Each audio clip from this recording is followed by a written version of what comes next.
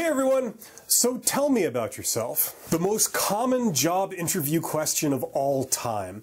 Usually the thing that they ask you first as an icebreaker when you first sit down at your job interview. Now there are a million ways to answer this open-ended question, and there's also about a million YouTube videos out there giving you various ways to answer it. But today, I'm going to give you the quickest, simplest, best way I've seen to answer this question. Okay, let's look at this thing from the other side of the fence. Let's look at it from the perspective of the recruiter or hiring manager. Usually when you post a position, you get a lot of responses, and you may well end up with, especially these days, with over 100 candidates applying for the position. So for you, this is an elimination game. Your job is to go from 100 applications down to one candidate that you select. Now, from the perspective of the job seeker who's being interviewed, you don't know the criteria they use to eliminate people.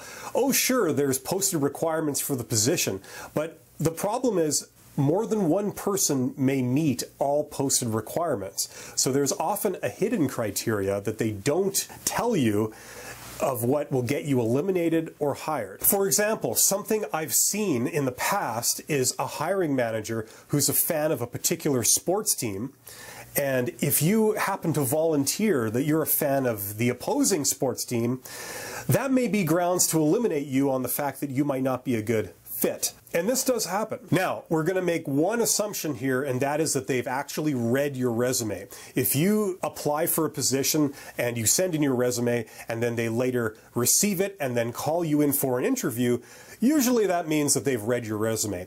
Not always. I have seen cases where that hasn't actually occurred, but in the vast majority of cases, we can assume this to be true. So what does this mean? This means that the content on your resume is safe.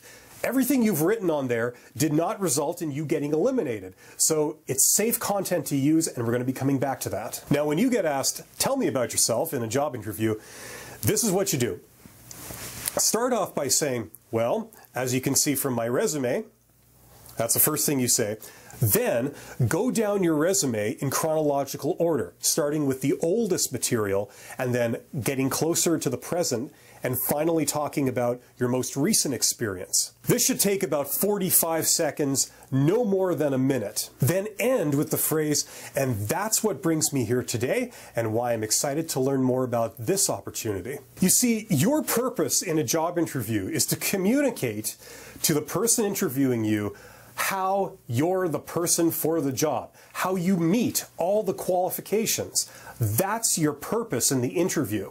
You don't want to waste your time talking about something you did 15 years ago that has absolutely nothing to do with this position and is just taking up time. That's why you want to summarize your resume in 45 seconds to a minute. No more than that, really. See, it's a well-known fact that people absorb and retain only a small proportion of what they hear. It's like a very small percentage of what you hear that you actually understand and retain and can recall later. So that's why you want to mention more than once how you meet all the qualifications. You want to make sure it registers. So when you get the question, tell me about yourself, all you have to do is say, well, as you can see from my resume, and then you summarize your resume in about 45 seconds to a minute.